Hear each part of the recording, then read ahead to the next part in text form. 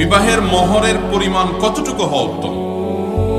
ভাইরা আমার, বিবাহের মোহর এটা যত কম হবে তত বরকতময় হবে বিবাহ।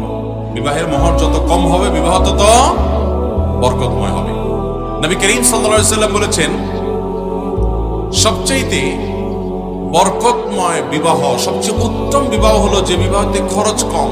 অন্য হাদিসে আসছে, যে বিবাহতে মোহরের পরিমাণ কম ওই বিবাহ সবচেয়ে উত্তম বিবাহ। খায়রুস সাদাকে আইসারুহু, সবচেয়ে উত্তম মোহর হলো যে মোহরের পরিমাণটা কম থাকে। এবং অন্য এক হাদিসে আসছে, ইন্না আযামান নিকাহি বারাকাতান আইসারুহু মাউনাতান, ওই বিয়ে সবচেয়ে বরকতময় হয় যে বিয়েতে মোহরের পরিমাণ কম থাকে। এই হিসেব করলে আজকাল কয়টা বিয়া বরকতময় হয় সেটা একমাত্র আল্লাহ ভালো জানে। মেয়ের বাপরা 10 লাখ 20 লাখ 30 লাখ টাকায় বসে থাকে, কেন? যাতে বিয়েটা টিকে। আর নবী সাল্লাল্লাহু আলাইহি সাল্লাম বলে দিয়েছেন, মোহরের পরিমাণ বেশি হলে বরকত কম হবে, ওইটাতে বরং রিস্ক হবে, টিকবে কম, সম্ভাবনা কম থাকবে, মোহর থাকবে কম, বিয়েতে বরকত হবে বেশি। নবী সাল্লাল্লাহু আলাইহি সাল্লামের ওয়াদা, আল্লাহ থেকে জেনে তিনি ওয়াদা করেছেন, নিজে থেকে করেন না।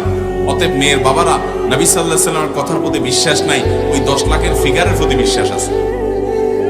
এটা খুবই জঘন্য বিষয়, একটা বাজে কালচার হয়ে গেছে আমাদের সমাজে। আরে ভাই, যার অনেক সামর্থ্য আছে, আল্লাহ কোটি কোটি টাকা দিয়েছে, সে 10 লাখ 20 লাখ মোহর দেখ, ভিন্ন কথা। কিন্তু যেই ছেলেটা বেতন পায় 20,000 টাকা, আপনি জানেন আপনার মেয়েকে যার সাথে বিয়ে দিতে যাচ্ছেন সে বেচারা বেতন পায় 20,000 25,000 30,000, তো আপনি তার কাছ থেকে 10 লাখ টাকা মোহর দাবি করেন কোন মুখে? কোন মুখে আপনারা দাবি করেন? এটা রীতিমতো জুলুমের পর্যায়ে চলে গেছে।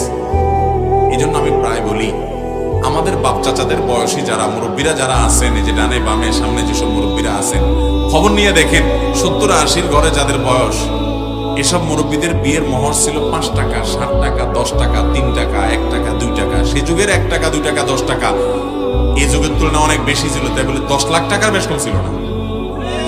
কি বলেন? ওনাদের বিয়েগুলো বেশি টিকছে নাকি আজকালকার পোলাপানের বিয়ে 10 লাখ 20 লাখের নিচে হয় না, এখন বিয়ে বেশি টিকে?